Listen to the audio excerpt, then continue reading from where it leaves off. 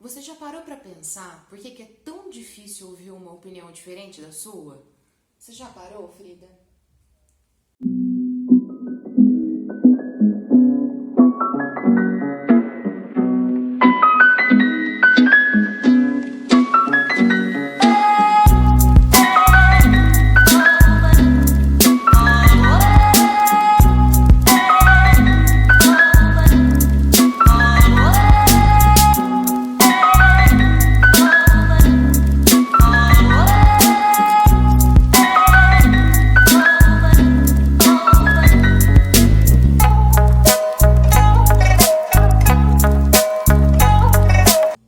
Olá pessoal, tudo bem com vocês? Meu nome é Juliana Lima Arruda e esse é um espaço para a gente discutir a história como uma afirmação da vida. E eu tenho algumas perguntas para fazer para vocês. Sabe quando você ouve uma opinião completamente diferente da sua? Quando você escuta alguém dizendo algo que você pensa ser exatamente o contrário e parece que é inevitável. Os seus olhos viram, os seus dentes se cerram e sua boca chega quase a espumar de raiva? Vocês já pararam para pensar o porquê que é tão difícil a gente ouvir uma opinião contrária à nossa? O que acontece? A questão é que nós, seres humanos, temos uma tendência a buscar uma coerência interna. Uma coerência entre a nossa cognição, aquilo que a gente pensa, os nossos valores, as nossas crenças e as nossas ações. Quando a gente não consegue encontrar o equilíbrio, a coerência entre essas duas coisas, isso acaba por gerir em nós um certo desconforto mental. Vou dar um exemplo para vocês. Sabe quando, mesmo estando de dieta, você come aquele doce? Sabe quando você conta o segredo de um amigo, mesmo sabendo que você não deveria tê-lo feito? E quando num dia ruim, você acaba descontando em uma pessoa que você considera querida e sendo grossa?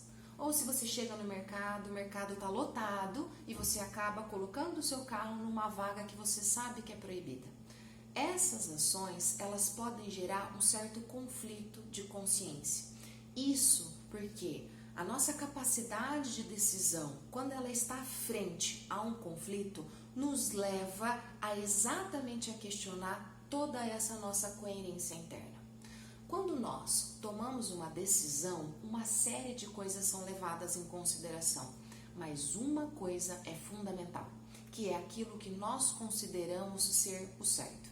E quando a nossa decisão ela não vai por esse caminho, ou seja, ela acaba por decidir contra aquilo que nós consideramos ser o certo, nós vamos ter que lidar com o nosso principal juiz, que é a nossa consciência. O que acontece então? Quando nós realizamos uma ação que gera um desequilíbrio entre aquilo que nós consideramos ser o certo, os nossos valores e a ação em si, isso cria em nós algo que vamos chamar aqui de dissonância cognitiva. Oi?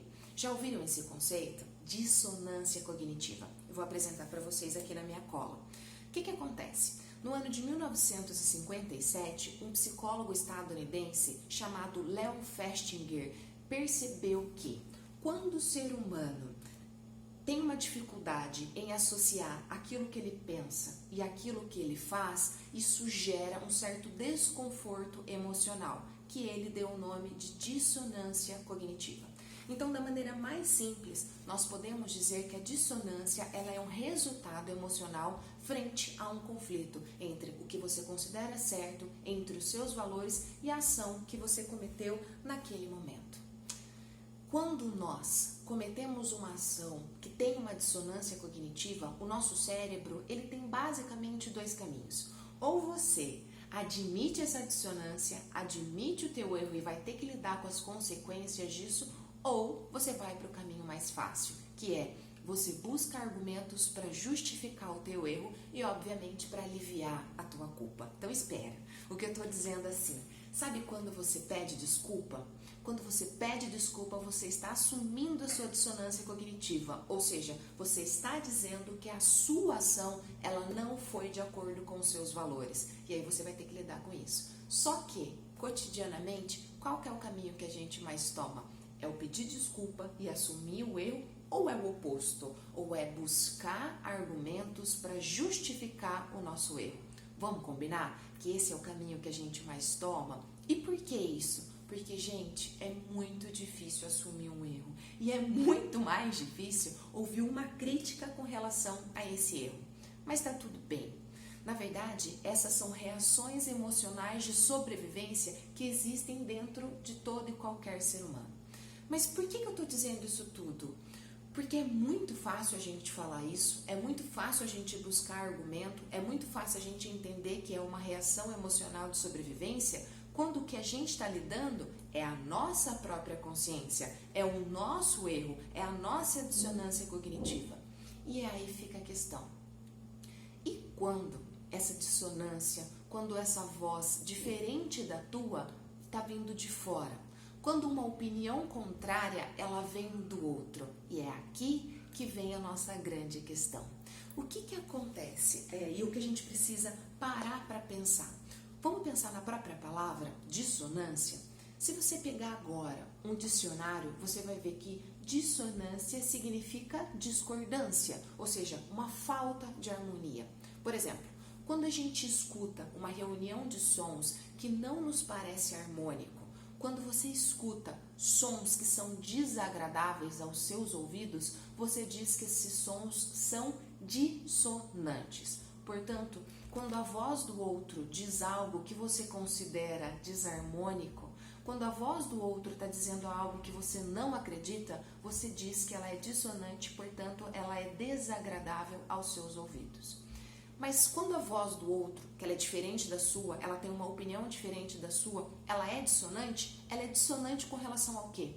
Ela é dissonante com relação à tua opinião. Ela é dissonante com relação à tua crença. E qual que é o problema de tudo isso? O problema é que nós, seres humanos, temos uma tendência a buscar aquilo que nos é consonante e a evitar aquilo que nos é dissonante. Oi? O que isso quer dizer?